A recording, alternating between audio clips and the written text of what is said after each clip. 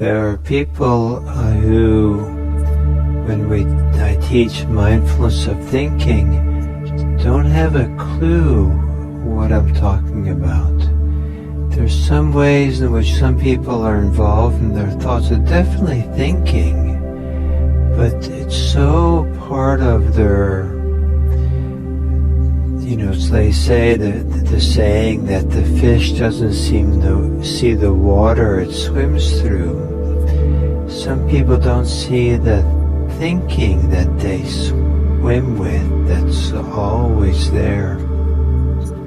And everything is seen through thinking.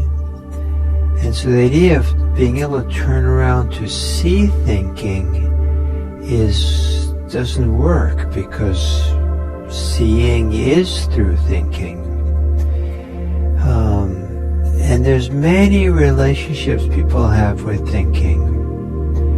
And one of the fascinating aspects of mindfulness is with all these parts that I've been talking about, is how we learn about ourselves in the process, learn how we're involved in the world, how we react to the world, the desires we have, the things we're attached to, the things we have aversion to, we turn away from, the things we don't want.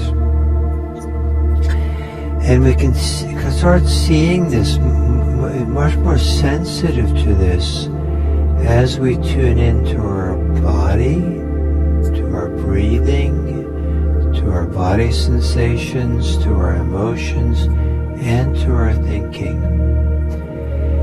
They give us, a heightened sensitivity to these areas of our life corresponds to a heightened sensitivity to how we're reacting and involving ourselves in the world. And that reactivity and involvement has a lot to do with how we suffer, how we feel stress, how we feel de-stress, how we feel dis-ease. And so to begin seeing that we're involved with things, wanting things, or pushing things away, or attached to things, becoming more and more sensitive to it in a meditative way, which means with an awareness that's not for or against, doesn't condemn anything, not in conflict with anything, but is curious to get to know it better, to look at it more carefully. Well, this is what it's like to be attached. This is what it's like to be really caught up in my thoughts and pulled into them, and like a gravitational field that we keep getting pulled into. And we start seeing more and more what's going on. And we start seeing the different dynamics of our psychology and our emotional life and our physical life. And as we see more and more, at some point we see places of choice. We see that we have some choice whether we keep thinking something, some choice whether we keep despairing over something, or wanting something, or pushing something away, or we have choice about whether to hold on to something or let it go. Early on in my meditation practice, I had a lot of physical pain, and I discovered that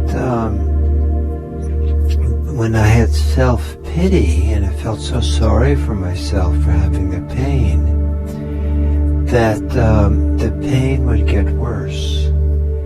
But if I let go of the self-pity, the pain would get slightly better. And I saw that I had a choice. I could sink into, collapse into self-pity, or I could not do that. And because it made a difference on the pain level, I chose not to succumb to the self-pity. Before I saw that, I had no idea that I was collapsing into, or in a sense, kind of choosing to be involved with self-pity. I just thought it was just the nature of the universe. It was like some truth. This is how it is. And I had no way of thinking it should be any different.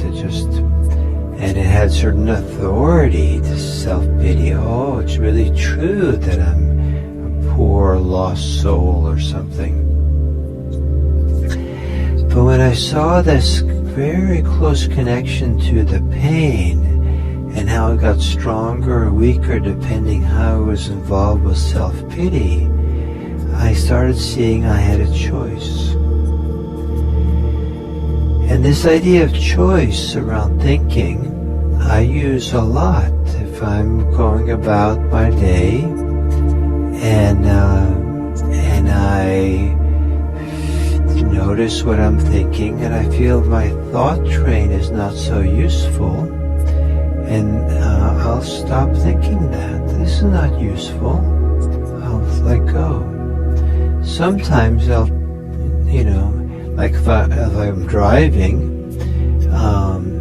and I might think, I'm going to think about something else. I'm going to think about the Dharma talk I'm going to give, or what I like to think about, or I'm going to think about what I'm going to go shopping, what I'm going to buy for my family.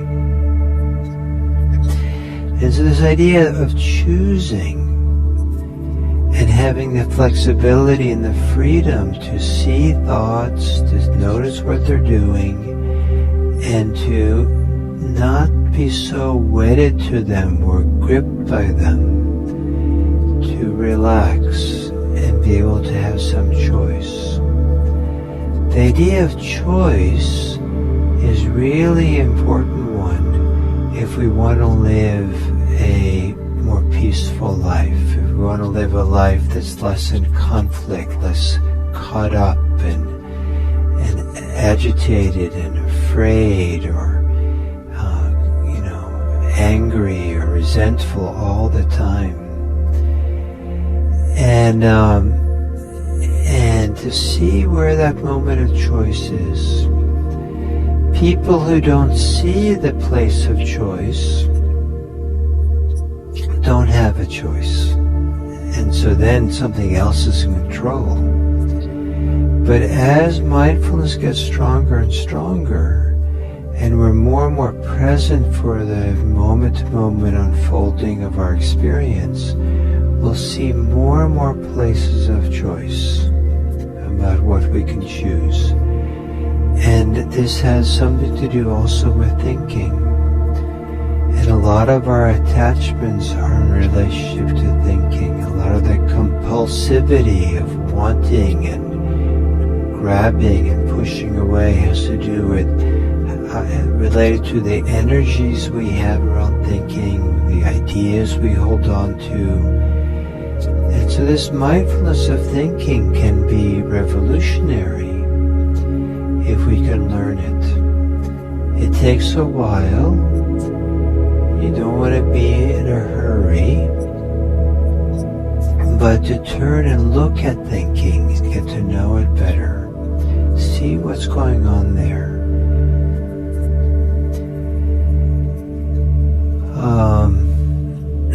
I had this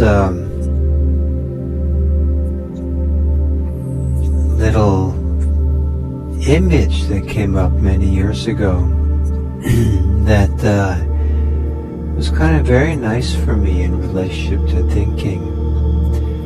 I had this image that I imagined that I was an astronaut that had been sent off into space, far deep into space. And deep in space, there was a thought floating around. Somehow a thought had escaped someone's skull, escaped our atmosphere and was floating around. And no one had ever actually seen a thought before. We'd perceived them in the mind's eye, or heard them or something, but actually no one ever seen the shape of a thought, the weight of a thought, the color of a thought. And this astronaut was the first time to see what a thought looks like. And it would just be amazing. It was like maybe kind of like the first photograph of the Earth from the moon, or you see the Earth kind of as this beautiful globe floating in space.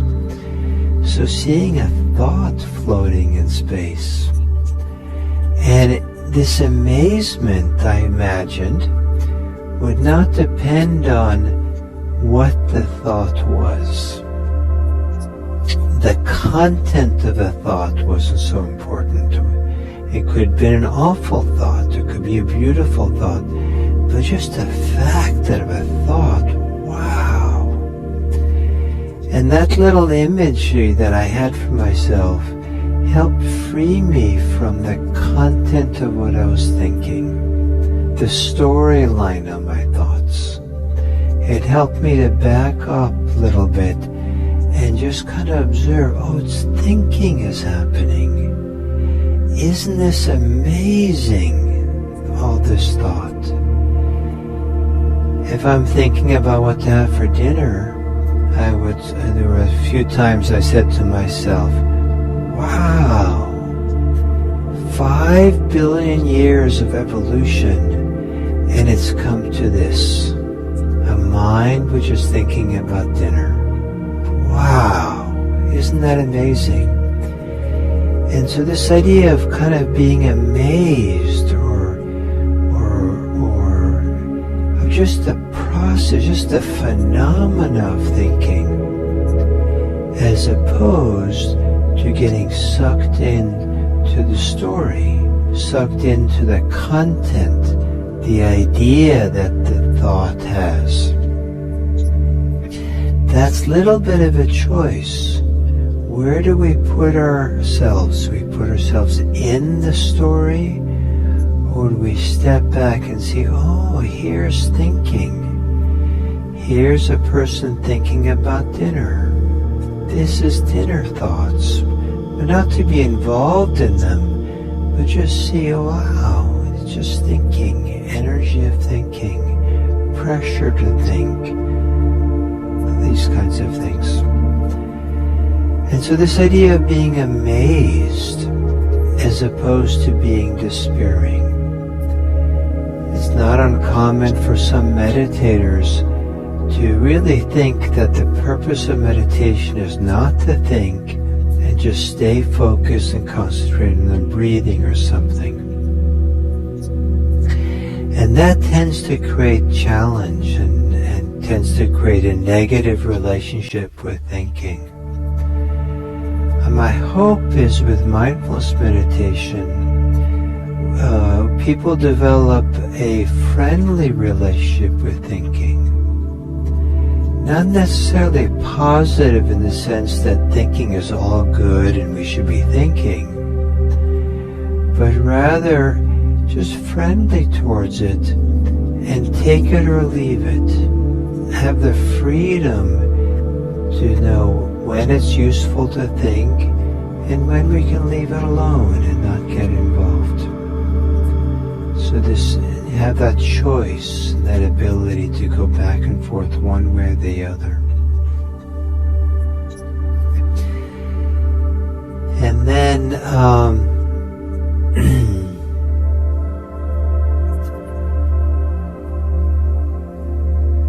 the other thing that can be interesting to do with your thinking is be prepared, kind of plan ahead a little bit to be alert for this. When you notice that you've really been pulled into some kind of black hole of thinking. You've really pulled in, you've been lost in your thoughts for some time. And you finally wake up and realize what's happening. Don't do anything particular except notice what that was like. Notice what your awareness was like in that state. Notice what your body was like and what your sense of presence was like. What was it like to be in that black hole of thinking? Some people report that it just feels like everything went dark. Some people feel everything got kind of narrow and small and contracted. What was it like? Some people say that it was, you could feel the tension in their body and their shoulders or someplace when they were really caught up in that. In a friendly way, just get to know better the experience, what it was like to get lost in thought. And that does a number of things. One, it's educational.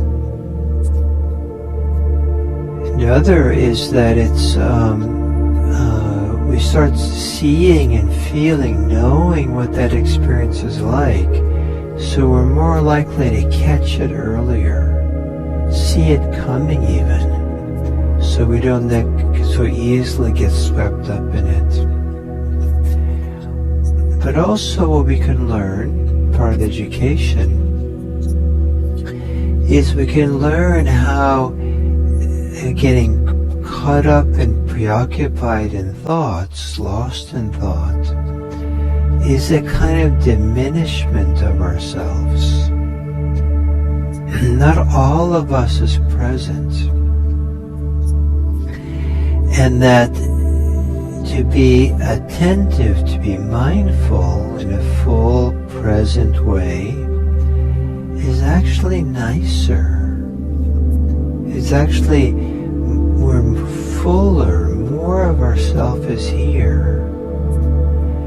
And sometimes just seeing that contrast very clearly, it makes it easier to choose to be mindful, to be present. Not as an aversion, not as a pushing away of anything. It's just moving towards where it's most peaceful or most pleasant, most enjoyable. Coming back here, present.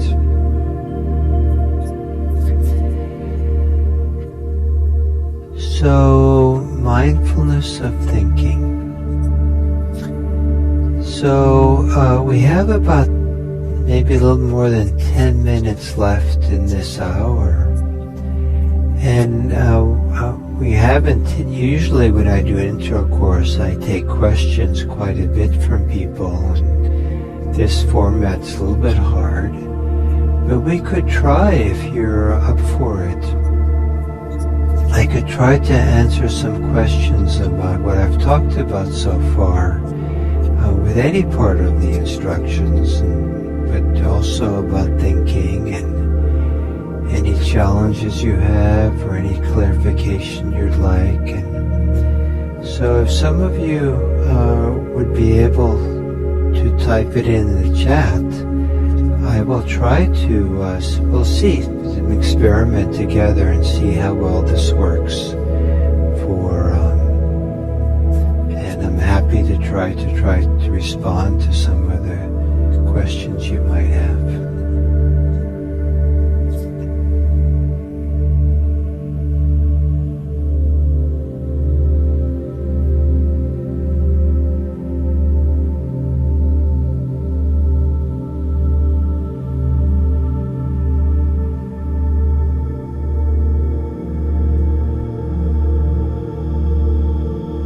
Maybe it takes a little while for the whole connection to come and go.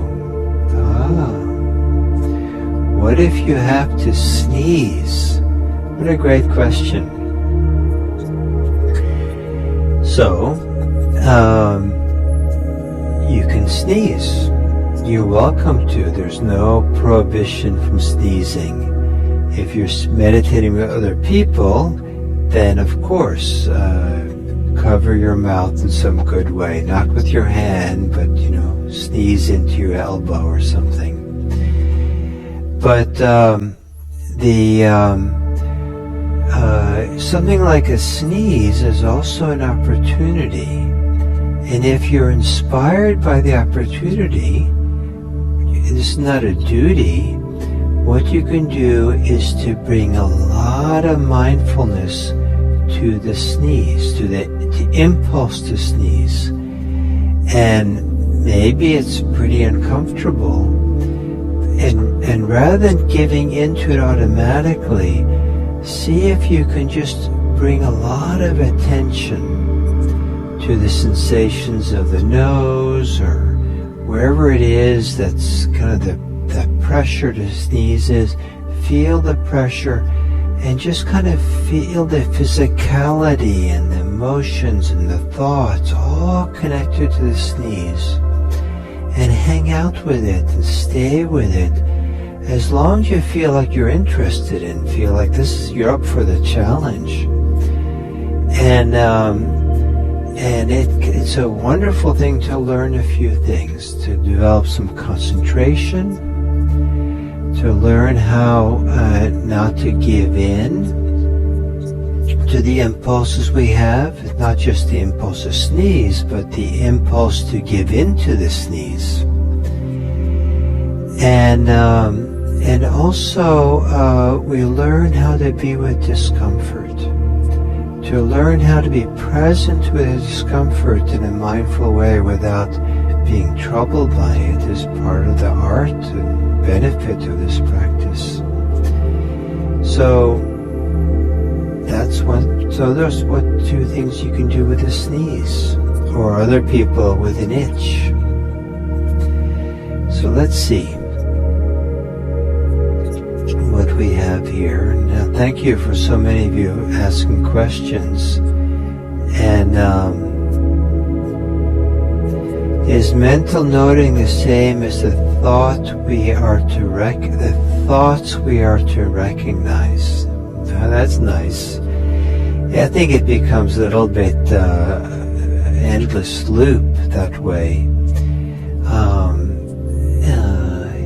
I think that you keep it simple. If you use mental noting to note what's happening in the moment, but don't really turn around and note the note.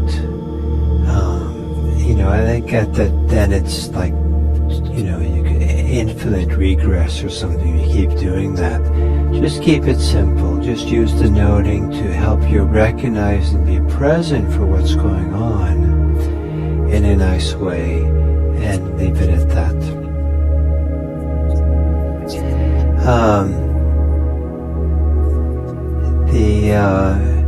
After doing a lot of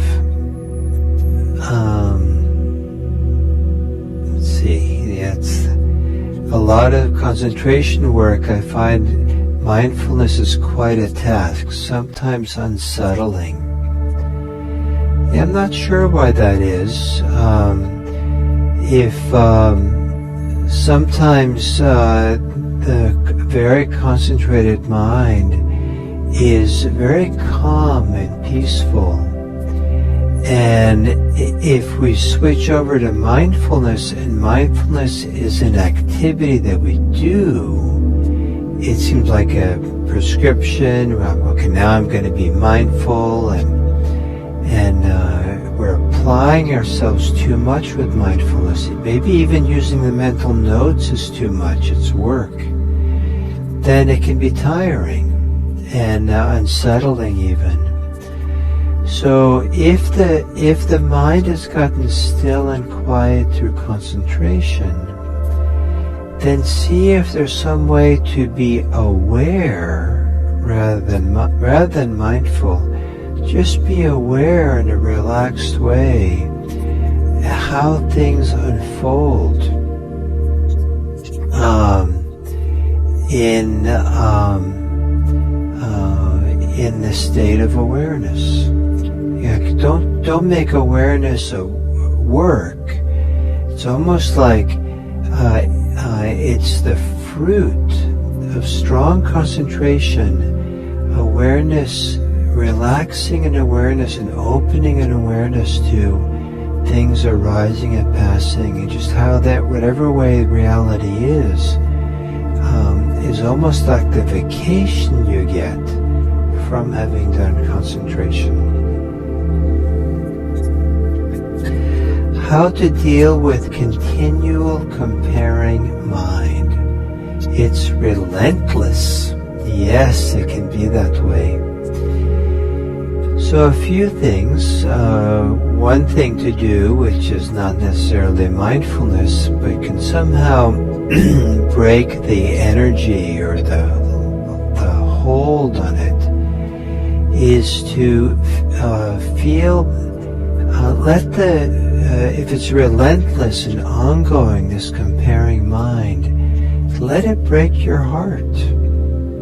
Feel the suffering of that, and how unfortunate it is to live a life that way. And sometimes just like letting it break your heart is enough to kind of, breaks the dam and lets something settle. Another thing to do is with the comparing mind, is to do the mindfulness of comparing mind. Don't analyze the comparisons and why you do it and what happened to you in your life that you should be so comparing.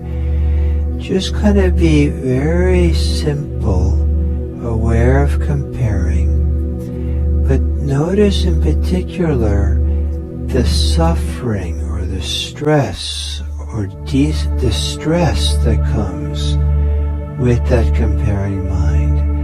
Feel how it's a drag to do it. And sometimes it's only when we really feel fully the cost of what the mind is doing that we begin letting up. Okay, this is not worth it. Whatever promise and whatever I'm trying to accomplish through comparing mind, I'm not accomplishing it, and it's not really helping. In fact, it's kind of a drag. And sometimes only when we see how uncomfortable it makes us, the downside of it, that the mind begins willing to let go and relax. And I've known people who've done that with anger, that the more mindful they become, they start seeing the tremendous personal cost of anger that they'd never seen when they were consumed with anger and was all outwardly directed. They're wrong, they're bad, and the focus was externally. But when the attention gets turned around internally and 180 degrees and feel here, wow, this is rather unfortunate that I should be harming myself this much with my anger.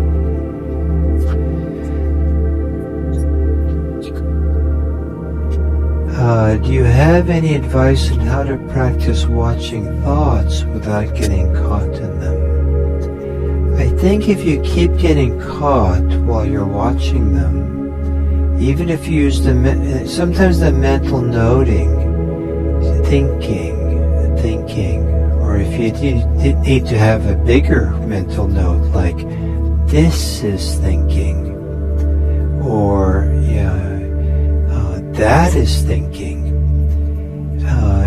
that can sometimes create distance and not be so easily caught in it. And especially if you get into a relaxed rhythm of saying, well, thinking, it can allow you to watch it and not get caught. But it may be sometimes just counterproductive to try to be focused on thinking. Sometimes if it's really caught up in thoughts a lot, it might be nice to do a little bit of a concentration practice, counting your breaths. And sometimes just diligently counting your breaths from 1 to 10. If you lose count, just start again at 1. Don't worry about it. If you get to 32 before you notice that you've gone beyond 10, just start again at 1. And when I've counted the breath, I tend to count the inhale and the exhale with the same count. So 1, 1. But the exhale, I do the whole exhale with the count. 1. The inhale is more like I imagine I'm saying 1, and then 2,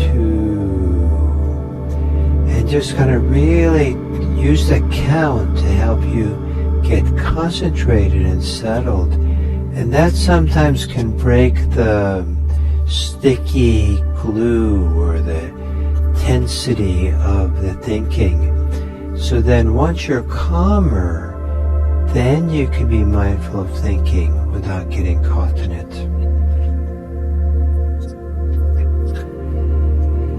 Any tips for not falling down a rabbit hole of thoughts? I think that maybe the same thing I just said now.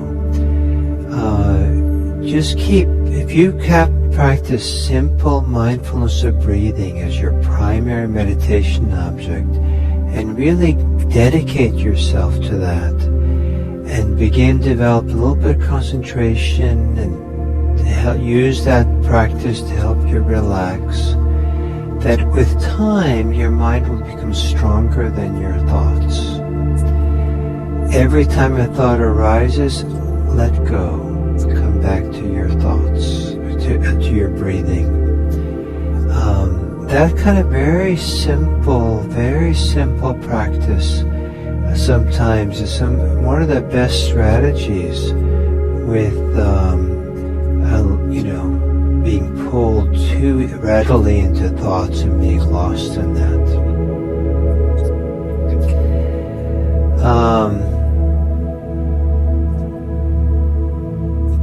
I've been struggling with how to be aware of my body and yet feeling myself taken over by my hypochondria. How do the two awarenesses interrelate? Well, thank you. That's great. There is if I can address your question appropriately, I'll do this way, that there is a kind of two things that look very similar. Awareness of ourselves, awareness of our body, our breathing, and all this stuff, and being self-conscious about it. And some people confuse awareness with being self-conscious. Self-conscious involves fear, involves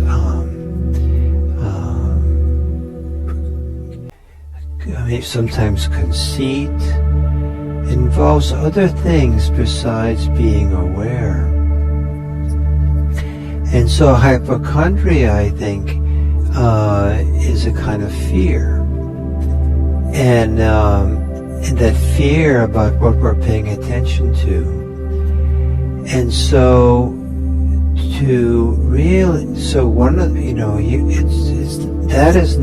that kind of self-consciousness is not awareness. Awareness has no agenda. Awareness by itself is not for or against anything. Awareness in and of itself is not afraid of anything, is not angry at anything. Awareness just knows. It just aware, make space for things. That's kind of like where we're going eventually with the practice. But to get there, we have to learn a lot about the tricks of the mind, and learn a lot about ourselves, what actually goes on in here. And that's why we keep emphasizing mindfulness. Just recognize what's happening. Recognize what's happening. So I very much appreciate what you just said about hypochondria. The fact that you're seeing that this is what goes on, you're on the right track. And see it better. Get more familiar with how this works.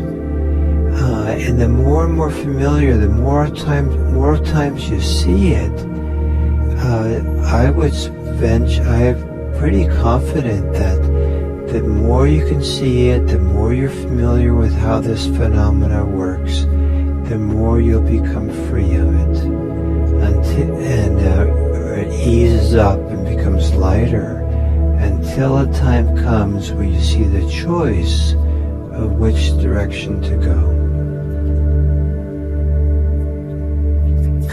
So I'll do maybe one more here.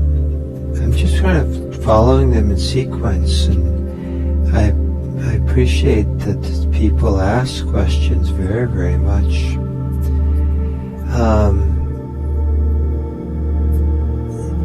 Is being in the present not also thinking that you are in the present?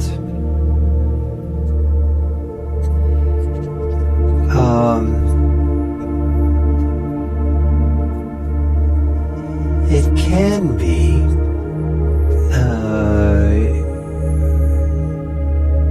We have different capacities for attention.